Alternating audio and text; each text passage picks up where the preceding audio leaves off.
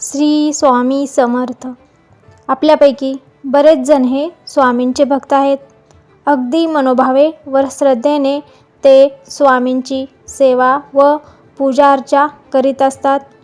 तसेच अनेक मठामध्ये केंद्रामध्ये जाऊन स्वामींची सेवा करण्यात मग्न राहतात. स्वामी हे आपल्याला प्रत्येक संकटातून बाहेर काढत असतात. तसेच मार्ग देखील दाखवत असतात. जो भक्त मनोभावे स्वामींची सेवा करतो त्याच्या जीवनामध्ये कोणत्याही प्रकारच्या अडचणी येत नाहीत. आपल्यापैकी बऱ्याच भक्तांना स्वामींचा अनुभव देखील आलेला आहे. तर असाच एक अनुभव आपण आज पाहणार आहोत. हा अनुभव अक्षताताई यांचा आहे आणि त्यांना हा आलेला स्वामी अनुभव आपण त्यांच्या शब्दामध्ये पाहणार आहोत. तर ताई म्हणतात, मी अक्षता, माझ्या आईवडिलांची परिस्थिती तेवढी जेमतेम होती. म्हणजेच आमची परिस्थिती गरिबीची होती. माझे आईवडील हे दुसऱ्यांच्यात कामाला जात होते.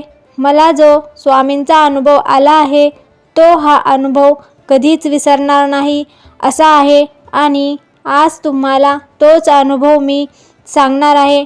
माझ्या आत्याने घर बांधायला काढलं होतं आणि घर पूर्ण झाल्यानंतर त्यांनी वास्तुशांती ठेवली होती. त्यावेळे त्यांनी नातेवाईकांना सगळ्यांना आमंत्रण दिलं होतं. फक्त आईवडिलांना आमंत्रण दिलं नव्हतं. त्यावेळेस आई म्हणाली की आपण गरीब असल्यामुळे आपल्याला आमंत्रण दिलं नाही. मात्र त्यावेळेस मला आईचे हे अजिबात पटलं नाही. नंतर काही दिवसांनी माझ्या आत्यांनी गुरुचरित्र पारायण ठेवले आणि त्यावेळेस पहिल्यांदा आमंत्रण आम्हाला दिलं. त्यावेळेस आई वडील कामाला जात असल्यामुळे गुरुचरित्र पारायणाला मीच बसले होते. मी कॉलेज करून आले की लगेच गुरुचरित्र वाचायला जात होते. त्यावेळेस अनेक मैत्रिणींनी माझी खिल्ली उडवायली. आता एन्जॉय करायचे दिवस आहेत आणि ही आता देवपूजेला लागली आहे. त्यावेळेस मी त्यांच्या बोलण्याकडे दुर्लक्ष करत होते. मी गुरुचरित्र पारायण वाचायला नित्यनेमाने जात होते. शेवटचा दिवस गुरुचरित्र पारायणाचा होता आणि तो गुरुवार होता. त्यावेळेसच मी आत्याच्या घरी गेले. गुरुचरित्र सोहळा पूर्ण पार पडला. त्यावेळेस रात्री जेवण देखील ठेवलं होतं. 8 वाजले आणि बाहेरच्या आलेल्या लोकांना पहिल्यांदा जेवायला दिले. नंतर मग आम्ही सर्वजण जेवण केलं. त्यावेळेस रात्रीचे 10 वाजले होते. मला आत्तीने सोडण्यासाठी येऊ का असे विचारले. मी तिला नको म्हटले आणि आत्तीने आईवडिलांना स्वामींचा प्रसाद तसेच जे जेवण दिले होते ते एका पिशवीत घेतलं आणि मी घराकडे जायला निघाले. आत्तीचं घर हे आमच्या गावाच्या वेशीपाशी, म्हणजेच आत्तीच्या घरापासून आमचं घर हे 15 मिनिटाच्या अंतरावर होतं. खूपच अंधार पडलेला होता आणि रस्त्यावर अजिबात कोणीच नव्हते. रस्ता सुमसाम होता.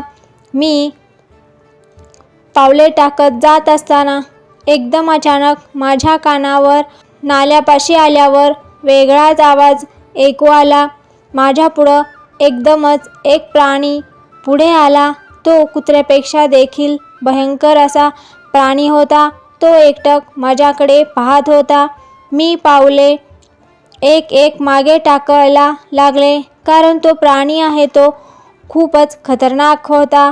त्यावेळेस माझ्या आत्तीने स्वामींचा प्रसाद आणि जेवण आईवडिलांसाठी दिले होते.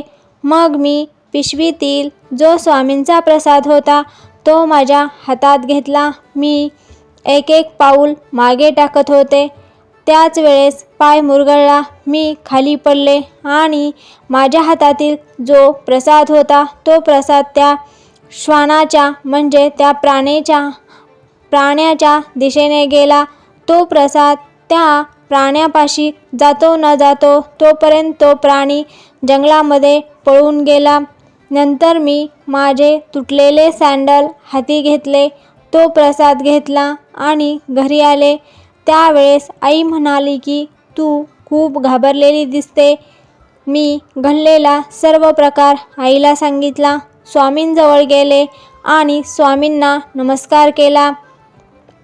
त्यावेळेस माझ्या डोळ्यातून फक्त अश्रूच वाहत होते, कारण स्वामी माझ्यासाठी धावून आले होते आणि स्वामींनी मला त्या संकटातून सोडवले देखील होते.